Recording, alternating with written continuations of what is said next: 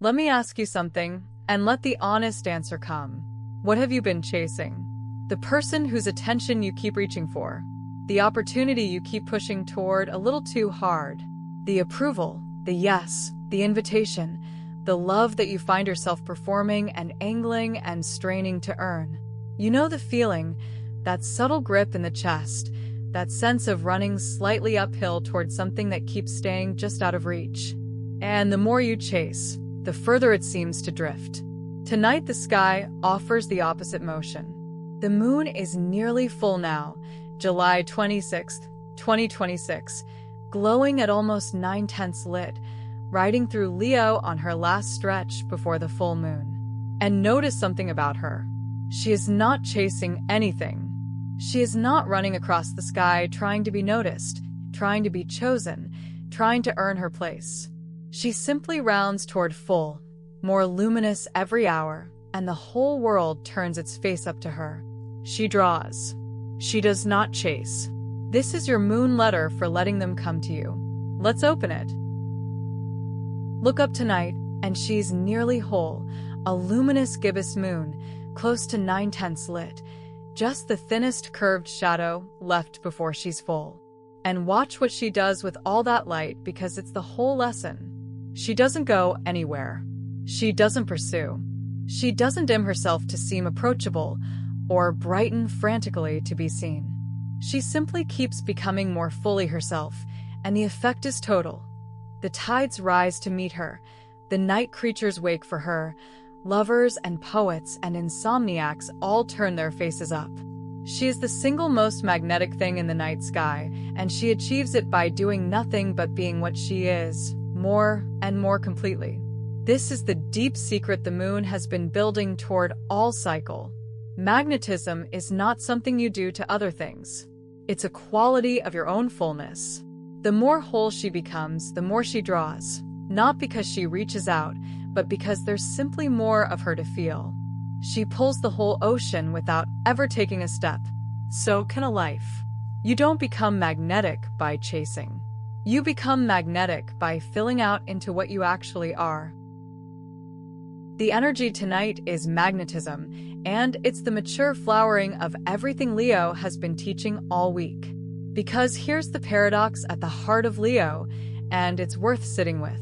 The part of us that most wants to be wanted is the part most tempted to chase, to perform, to pursue, to earn the love by effort. And chasing is the one thing that reliably kills the very magnetism we're after. The Leo that has matured knows this in its bones. It stops auditioning for warmth and simply becomes warm, and lets warmth do what warmth does, draw people in on its own. Think of the difference between two people at the same gathering. One is working the room, reaching, angling, slightly anxious, trying to be liked. The other is simply at ease, fully themselves, warm and unhurried, and not needing anything from anyone. Which one do people drift toward? Every time, it's the second. Not because they tried harder, but because they stopped trying at all and just let themselves be full. That's the energy tonight. Not pursuit, not performance. The quiet, rooted, unstriving fullness that doesn't have to chase anything because it has become the kind of thing that things move toward. In human design, the sun is in gate 31, the gate of influence. And tonight it's the second line, which sharpens the whole message into something very specific. The second line is the natural. It's the part of a person that's simply gifted at something without effort or trying. The innate quality that others see and are drawn to, often before the person themselves even notices it's there. And here's the crucial thing about the second line. It is not supposed to chase or promote itself. Its whole design is to be called. The natural talent waits, in a sense, to be recognized and drawn out by the right people at the right time, and when it forces itself, pushes, self-promotes, chases the recognition, it actually corrupts the very naturalness that made it magnetic in the first place. Gate 31, second line, is therefore the purest possible expression of tonight's whole theme. Your influence, your gift, your particular light is meant to draw the right people to you. Not to be marketed, chased, or pressed onto anyone. The moment you start chasing the recognition, you lose the ease that was the magnet. So the invitation is almost startlingly simple. Be fully, naturally what you are. Let it be visible, and then let yourself be found. Stop running toward the ones you're trying to convince, and trust that the ones who are actually yours are already quietly turning toward you. So let's understand why chasing actually repels, because once you truly see the mechanism, it becomes much easier to stop. When you chase something, a person, an opportunity, an approval, you're broadcasting a signal, whether you mean to or not, and the signal is, I don't have enough and I need this to fill the gap. Lack. And lack, however well you disguise it, is quietly repellent.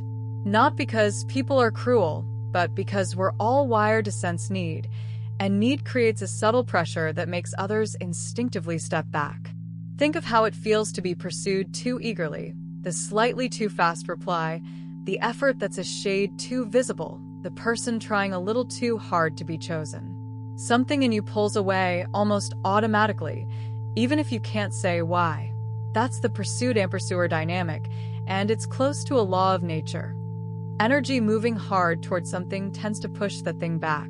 But there's a deeper layer underneath, and it's the tender one. The real message hidden inside chasing isn't just, I want this. It's, I'm not sure I'm worth being chosen without the extra effort. When you strain to earn someone's interest, you're unconsciously telling them, and yourself, that you don't quite believe you'd be enough just as you are. And people feel that self-doubt underneath the pursuit, and it becomes a kind of quiet, self-fulfilling prophecy, which points at the way out. The opposite of chasing isn't cold indifference or playing games. It's fullness. It's becoming so genuinely at home in yourself that you no longer need to grip, because a hand that's gripping can't be open, and you cannot clutch something and be magnetic to it at the same time. The moon pulls the entire ocean precisely because she isn't reaching for it. She's just full, and lets the pull happen on its own.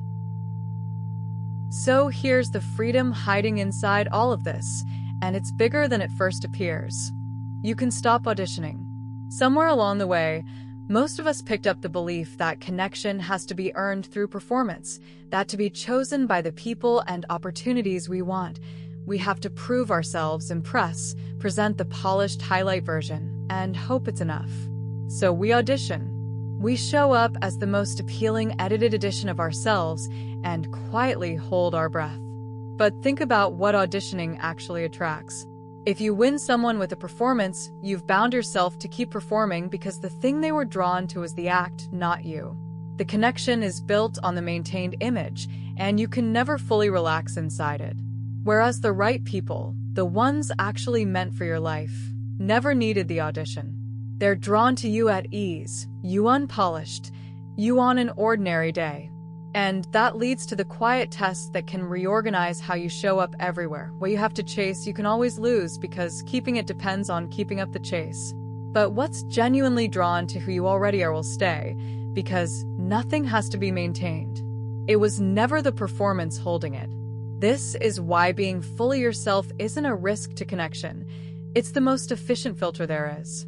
When you stop auditioning and simply are what you are, you naturally repel what was never yours and draw what is. The people who leave when you stop performing were attached to the performance. The ones who move closer are yours. You don't have to figure out who deserves your energy through endless effort. You just have to be real and let the being real sort it for you. So how do you actually let them come to you tonight without tipping into passivity or hiding? 3 moves, and the distinction matters. First, stop reaching for the one specific outcome. Notice where you've been gripping, the particular person whose response you keep refreshing, the exact opportunity you keep forcing, the single result you've decided you must have. Feel the grip and consciously loosen it. This isn't giving up on what you want. It's releasing the white-knuckled attachment to how and when and through whom it arrives. The grip itself is what's repelling it. Second, take all that energy you've been pouring into the chase and pour it back into your own fullness. This is the move that makes letting them come active rather than passive. You're not sitting still and waiting to be rescued. You're redirecting the effort inward toward becoming more genuinely, roundly yourself. Tend your own life. Deepen your own gifts. Get more at home in your own skin. The energy doesn't disappear. It stops leaking outward toward things that pull away and starts building the very magnetism that draws them. And third, this is the balance point. Stay open and reachable. Magnetic is not the same as hidden, aloof, or walled off. The moon doesn't chase, but she also doesn't hide behind a cloud pretending she's not available. She shines openly, fully visible, easy to find. So let yourself be seen. Be warm. Be findable. Just stop running toward. Then trust, genuinely trust, that what is actually for you is already turning in your direction. You don't have to sprint out and drag it back. You only have to become so fully yourself and so openly available that when it arrives, as it's already quietly doing, there's a whole, real, unstriving you here to meet it. Here is your ritual for letting them come to you, and it's a releasing one, fitting for a moon about to be full. When the evening settles, step outside and find her, the near full moon, almost whole, drawing the entire ocean toward her without moving an inch or reaching for a thing. Stand with her a moment and feel that pure pull, no chase.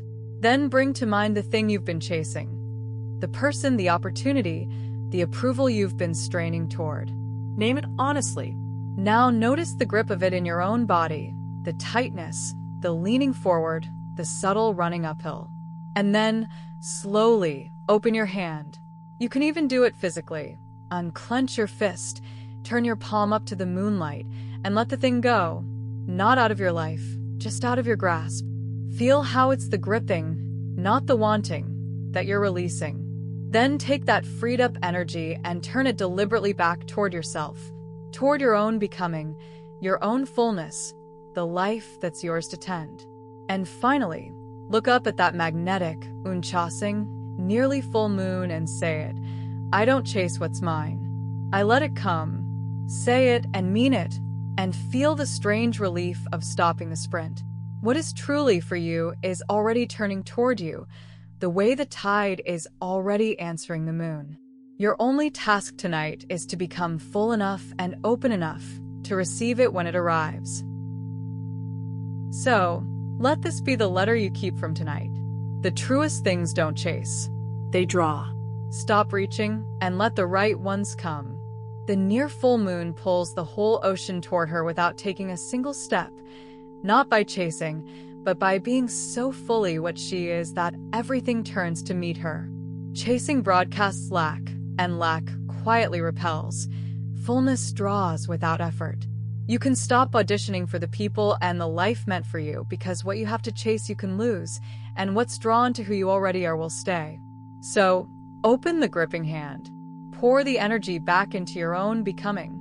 Stay warm, stay open, stay findable, and then trust that what is actually yours is already, quietly, turning in your direction. You were never meant to sprint after your life. You were meant to become so fully yourself that it comes to you. Thank you for opening your hand tonight, and for trusting that what's yours is already on its way. A new letter from the sky arrives every single day, and tomorrow the moon rounds into her fullness. The full moon, the peak of the whole cycle. So we'll talk about what it means to finally be complete, and to let yourself be seen at full light. Until then, stop chasing, stay open, and walk gently.